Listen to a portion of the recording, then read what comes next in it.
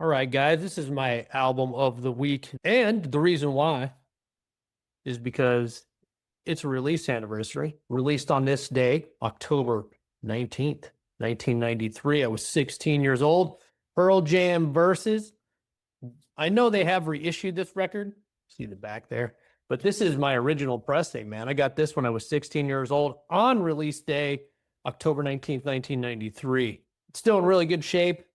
I take really good care of my records, man. This is the inner sleeve.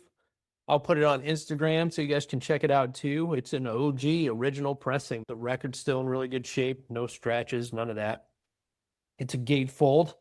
The original pressing was a gatefold. They took care of the fans back in the day, man. Pearl Jam has always done a really good job with their album artwork. The record sounds amazing. Very important release for this band. Sold over 950,000 copies in the first 5 days. And at the time, that was a record.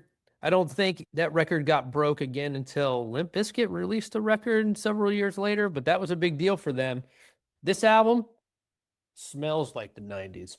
It does. You can't do that with streaming. So all the kids that are 15, 16, hold on to your records, man, because someday you'll have a relic of the old days. Yeah, that's what it is. I mean, back then we were huge Pearl Jam fans. I mean, my friends, and got that at a midnight sale in Kent, Ohio. It's been quite a long time now. It was in Kent, Ohio at a store called Spinmore. And back in the day, early 90s, all the way up to the late 90s, they would do midnight sales for new albums. Another thing you can't do is streaming. The deferment of instant gratification was all we had back in the day. And it was cool. Every time a band would release a new record, there'd be a whole lot of anticipation, and you get to hang out with like-minded people and build relationships that way, which I still have to this day, some of them. So very cool, man. I miss that time period in the music industry and just being a kid in general. It's cool to have everything at your fingertips, but looking back on this record just brings back a lot of memories. Like, we had to wait, and it felt like forever when these bands were releasing records. And man, when it finally came, that day was pretty exciting. I remember I took this to school the day after to show my friends and showed the teachers and stuff, and it was just a bonding experience, man. It was cool. And the record's still amazing.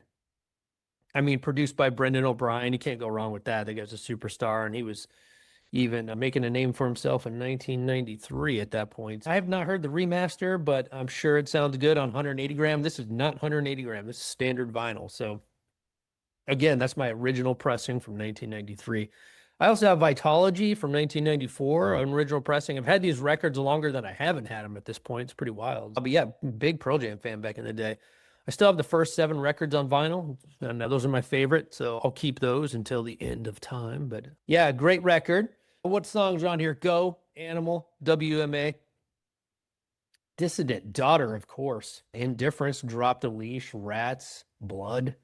Yeah, all killer. There's not one bad song on this. Elderly Woman Behind the Counter in a Small Town. Can't forget that. Rear View Mirror, too. I mean, not one bad song on there. They killed it. Killed it out of the gate. And I saw them on that tour. The first time I saw Pearl Jam was on that tour, March 22nd. And that was that 93 or 94? I'll have to go back and look at the ticket stubs. It's been a long time now. But it was my 16th birthday. It had to have been 93. But yeah, it was like $20 to get in. You guys can imagine that. It was before Pearl Jam kind of mellowed out. That show was intense. It was an arena full of people, and it was balls to the wall mosh pit, man. It was crazy. But they opened the show like really mellow. They opened with Release. I do remember that. And they ended the show with Indifference from the Versus album. So Release from 10, the closing song from 10, and then ended the show with Indifference, the closing track off Versus. And in between, it was total chaos, nuts. I remember Eddie Vedder jumped into the crowd at one point. They kind of lost him for a few minutes in the mosh pit. He came back out and he had almost no clothes on. I mean, the people ripped him to shreds, but it was awesome, man. When you're 16 years old and your favorite band comes to town and you get that energy in the room, it was really cool. I've seen him a bunch of times since then, maybe 6 or 7 times, and it's never been that intense as it was during the Versus tour and the 10 tour for sure. But yeah, man, great record. Release days today, October 19th. Man, as I record this, it's been a long time now. So go out and listen to Versus if you're not hip. It's a cool record, man. Great sophomore record.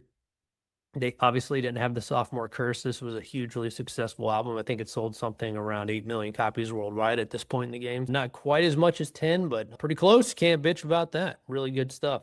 Every song on this kicks ass, and if you guys aren't hip, all you young kids, go check out Pearl Jam Versus and check out 10.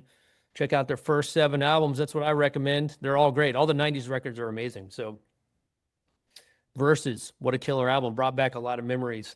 These albums are kind of sewn into my consciousness at this point. This is my formative years. You know how it goes. The bands you listen to when you're a kid, you never forget them, that's for sure. And although I do listen to a lot of new albums too, new music and new bands, man, I still go back to these now classic albums. It feels weird to even say that, but yeah, it's true. This is like classic rock for kids who are 15 years old or even 18, 20 years old. It's pretty wild. But I feel fortunate enough to have been born in the time I was born and get to see probably the last great stand of rock and roll in the mainstream. I hope that's not true, but it kind of feels like it is. I'm not lamenting it. I think rock and roll kind of belongs in the underground. So I think that's where the art form thrives in 2025. But really cool to have seen the grunge era, and I've been a part of that as a teenage fan. It was fun, man. Got to see a lot of those bands too. So sadly, a lot of them are not around anymore. Pearl Jam's the last standing big 4 of the grunge bands that are around. I guess Alice in Chains, they are too, but Lane's gone. So we'll count Alice in Chains for sure. So Alice in Chains and Pearl Jam carrying the torch. But yeah, man, that's all I got for now. Pearl Jam Versus, album of the week. Right on. Go listen to it.